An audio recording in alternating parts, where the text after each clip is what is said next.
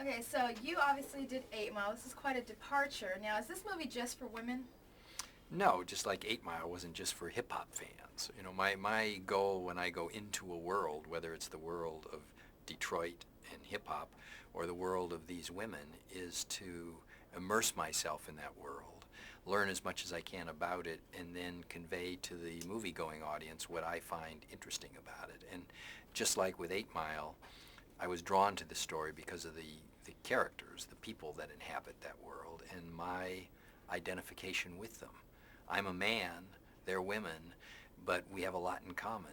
They're concerned with who they think they are, who they want to be as people. They're yearning for human connection, sense of family. Those aren't just female issues. Now, you just said you immerse yourself, in whatever you're doing. So are you a shoe expert now? I know a lot more than I did when I started this project. I was surrounded by shoe experts. I had an excellent costume designer, and then of course the actresses with whom I worked all have their own knowledge and opinions of shoes. How difficult was it to cast these characters? Well, casting is one of the things I very much enjoy doing as a director, because when the lights go down, the actors are the ones that the audience is with, and they're either with them or they're not with them, and all the rest of the things that we do as filmmakers don't really mean much if the performances aren't there. In this case, I was blessed with 3 great female actors, each of whom I think gives a very brave performance and a very unexpected performance. Shirley MacLaine does something that we've never seen her do, a performance of quiet moment, a performance of tremendous subtlety, a performance where she's out there without a net, as it were. Cameron Diaz has an opportunity to go, I think, further than she's ever gone before, showing us what's behind that beautiful facade, just like the character that she plays, the fear and insecurity that lurks there. And with Toni, who better to play a character sort of old and responsible beyond her years, someone who is weighted down by a responsibility she assumed as a child, and then can, as the movie goes along, free herself from that and discover who she really is. There are 3 great parts and three fabulous actresses playing them. Perfect. Well, I appreciate my time's up, but Thank you. Thank you for talking with me. But, So I like the movie. I'm reading the book now. Oh, are halfway you? Through. Yeah. Oh, cool. So it's all good. We're speeding? Okay. So I know you have a sister, too. Could you identify with the rivalry? Maybe not to this extent, because that's a little extreme, but, I think that when you're kids, it's part of battling out those moments where you kind of have to define yourselves within relationships. You have that with your sister or your brother. It's like, no, it's mine. That's how you build your character as you go through life.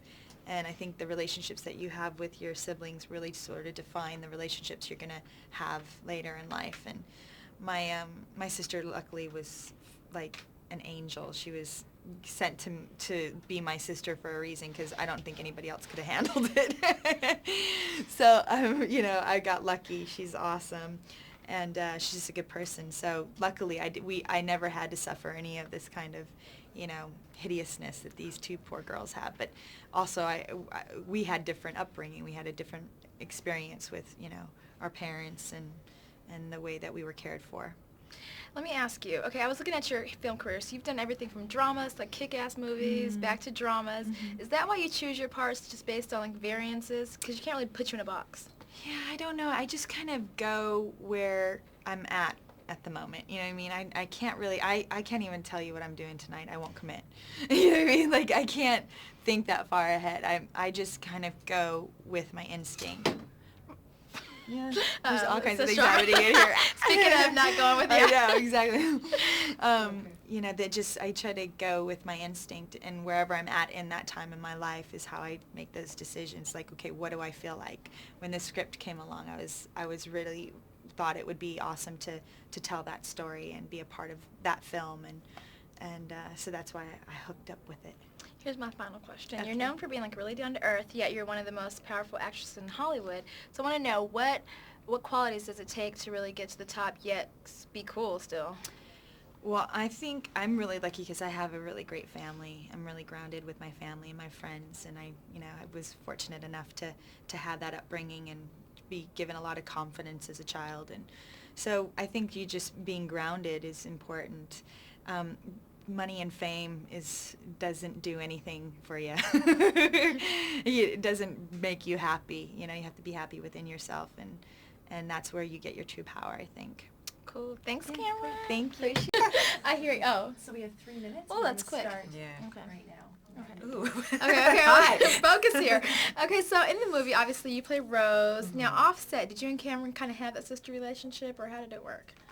Oh, we became pretty close. We had a lot of fun together. I think that, as you see in the film, sisters have a pretty special relationship. So I think we emulated it pretty well in the movie, and we became good buddies. But I don't know. It's so funny. I think I'll always have that kind of... Rose has this protective feeling for Maggie, and I actually feel like I'm always going to have that for Cameron. It's somehow built in now. Now, did you get to keep any of the shoes? This is the most important thing. And the answer is no. I think that should have been in your contract. Yeah, well, I'm realizing that now that everyone's asking me about it. Now, let's talk about the director. Yeah, as a man, was he able to really get in there with the women, kind of, identify with you guys? And Absolutely.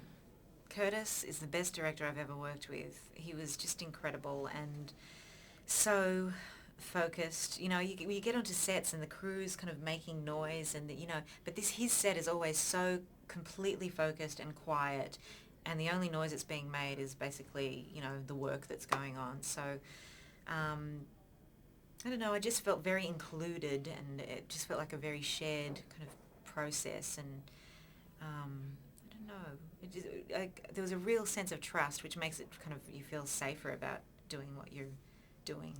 now, what did you learn, if anything, from Shirley MacLaine?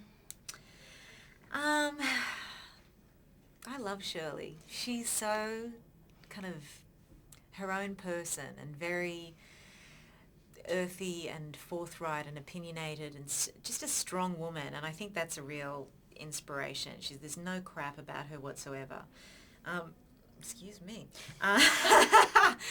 And I've actually felt comforted by the fact that she's never really lived in Hollywood. She's worked, but she's always had kind of one foot in and one foot out, and just worked and then gone away and had a kind of life that's bigger than her career. And I tend to kind of follow in her footsteps in that respect. And lots of people are you going to move to LA? And I'm like, no, I'm not moving to LA. And she just made me kind of realize that that's totally kind of better than normal, It's kind of not normal to live there and be absorbed in it the whole time. I agree. I just moved from there, and Oh, it's really? like, yeah, it really is La La Land. So now I have a different perspective when you're out of there. Yeah. But my 3 minutes are up, so Oh. I know, that was so quick. Thank you. Thank you for your Lovely to time. meet you. Appreciate it. Okay, so I just read there was a bit of nostalgia for you while filming this movie because it used some of the sets that you'd already been on for other films. Is this Yeah, true? one of the sound stages on the Goldwyn lot, which is now called The Lot, burned down. But others, I did Children's Hour, The Apartment, Irma La Douce, and 2 for the Seesaw. I mean, that's Yeah. a big chunk of time. And I went down to watch them shooting West Side Story. That's It's pretty cool. pretty haunting. Toni just said that she goes, I really look up to Shirley because she's this great actress that has managed to just stay grounded, have a family life outside of Hollywood. So what's the secret to being normal and, not getting caught up in, like, the hype of it all? I always used to, when I finished a picture, I would get on a plane and go somewhere. I wanted to know the world. I wanted to know other cultures and other points of view. And since I was doing all this at 19, my face could be my passport to be let in anywhere. I've been just about every place but Afghanistan and Antarctica. And now the penguins are enough for me right now in Antarctica, and I don't want to go any place where there's Bush's war. So.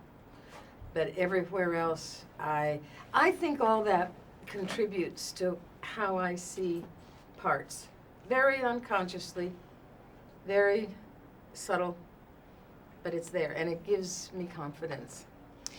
Out of the films I've seen you in, I can't remember you playing a character that's as kind of introspective as Ella. Would you say that? That's absolutely true, and Curtis and I talked about that. The one that came the closest he thought was The Apartment. Yeah, that's true. That's Mhm. very true. So, That's about 50 years ago. Man, took a long time to get back to containment. so this character, did you have to? I mean, did you go? I'm reading the book right now because I like the movie so much. But do you just read the script? Do you go back and read the novel for these type of characters? Never read the novel. Don't know. I'd rather bring a fresh first impression to the script when I'm going to do the movie. The novel, I read Terms of Endearment 2 or 3 years later. So Toni and Cameron told me what they learned from you. I want to know if you learned anything from them. Yeah. I learned what it must be like to live with constant scrutiny, namely Cameron and the paparazzi. Oh my God. That was, I mean, she would come in every day and talk about how hard it was to get to work. I learned that also from Jennifer Aniston and from Nicole Kidman. These kids have a dimension to their lives that I never experienced, and that's really tough. And from Toni, I learned how she subdued her Australianism to being American. Well, my time is up. That was fast, but thank you for Thank you. your time. I appreciate Great.